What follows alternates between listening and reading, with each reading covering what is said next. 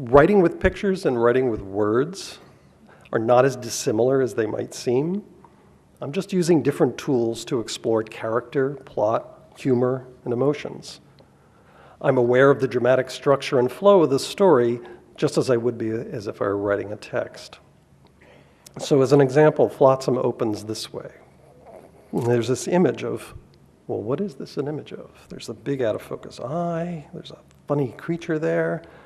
We turn the page, there it is again, and there we see this boy with his magnifying glass looking at the little sand crab and all of his stuff on the beach.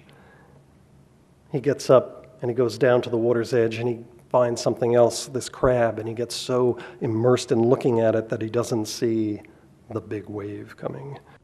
Award-winning children's author and illustrator David Wiesner presented the library's Mcfadden Memorial Lecture on April 4th at North Central High School. Prior to his lecture, Wiesner shared some thoughts with us on his career. It's our pleasure to speak with award-winning children's book illustrator David Wiesner, who's presenting the 2014 Mcfadden Lecture for the Indianapolis Public Library here at North Central High School. David is a 3-time winner of the prestigious Caldecott Medal for picture book illustration. He was known early on as the kid who could draw, and now he's beloved by parents, young children, and educators for being the wordless author. David, thank you for joining us and welcome to Indianapolis. It's my pleasure. Thanks for having me. What is the comparison in terms of your time and effort between laying down the title of the storyline, and then developing the illustrations to fill it out? Well, the writing of the story is the thing that is impossible to predict. Sometimes, and you hope for every time that it'll be one of those times, it comes quickly, and other times it's just, it's a long search, digging and digging to find what it is I'm trying to say. For me, that's drawing.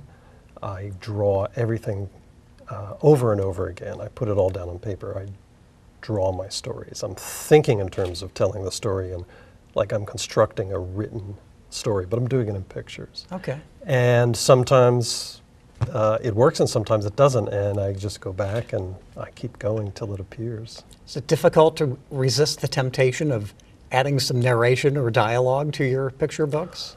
Well, you know, the story determines whether it's going to be wordless or not.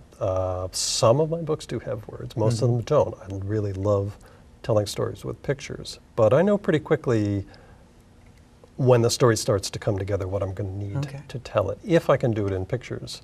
Well, I think I what like that. many people find interesting about your books is that parents and caregivers can read a book with a child, offer their own dialogue and interpretation. That seems to be the beauty of the picture book. Yeah, it doesn't have my voice, the author's voice, telling the story. Everyone who reads it can read it in their own voice. So either the child or the parent, or a combination of the two. It's a really interesting process to watch kids. There's some, you know, mostly adults. Kids don't have a problem with it. Are sometimes a little baffled on how to approach it, but there's no wrong way. Some people go in and do voices and add dialogue. When I read them aloud, you know, I'm talking about what they're saying, even though that's not there on the page, because it's happening. We just don't happen to have it in the book. It's a very interactive sort of interpretation of a story. Well, you've been at this since, around 1989 with Free Fall. How has the genre of the picture book changed with the evolution of comic books and all the technology that kids and really everybody is exposed to these days? Has your approach had to change? I don't think my approach has changed. I think we saw a lot, particularly beginning in the 80s.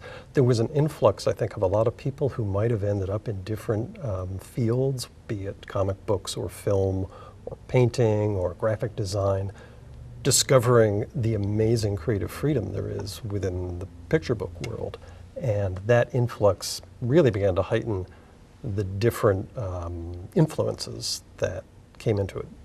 There were occasionally people who played with some of those before that, but it became much more pronounced and now a much broader pool of different disciplines feeding into picture books, which is what I'll be talking about tonight. The picture book can be anything, and it can accept anything you want to put in it, and it's so exciting to see the amazing amount of creativity in the field. I think it rivals any other art form there is. Well, I mentioned technology. Are picture books for children here to stay, or will that format change? I certainly hope they're here to stay. Nothing that's been done so far with digitizing picture books that I can see is going to change that. The picture book does what it does, and it does it beautifully. Taking them and just putting them on a tablet, like an iPad, there's no point in grafting one medium onto the other. Right. Oh, I can swipe and turn the page instead of physically doing it. I mean, woo. I think as people begin to discover how to tell stories that are inherent to the digital devices, they'll develop their own version of the picture book. Okay. I believe, certainly now anyway, the picture book is here to stay. Was there ever a point in your career when you had to make a conscious decision to, in fact, be an illustrator as opposed to being a word author? Was there ever a demand placed on you to choose that fork? No. Well, when I began, I was illustrating anything that came along, from textbooks to book covers to early chapter books, because I needed to make a living. And I illustrated some books for other authors. But once I did my own first story, it was just so much more personal, and I thought it was so much better, and clearly the response from other people was Yes, similar. So certainly has been. I was fortunate to have an editor and a publisher who wanted me to keep going in that direction. Good. So that worked out just great. Well, your latest book is MR.WUFFLES. Yes. What's the future hold for David Wiesner? More picture books? Certainly more picture books. I am working on a graphic novel right now. It's a longer story that I've been playing around with for quite some time, and finally just said, I've got to make this happen. And I'm actually creating one of those original digital stories myself, because Technology has found its way into your soul, it has. Yeah. I looked at it and I said, there's something this can do that I think will be interesting. So we'll see what people think of it. Well, it's certainly been a pleasure spending this time with you. Thank you for joining us, David Wiesner, who's in town to present the library's 2014 Mcfadden Lecture here at North Central High School. And you can certainly find all of David's books in the library collection. Just visit our collection at ndpl.org.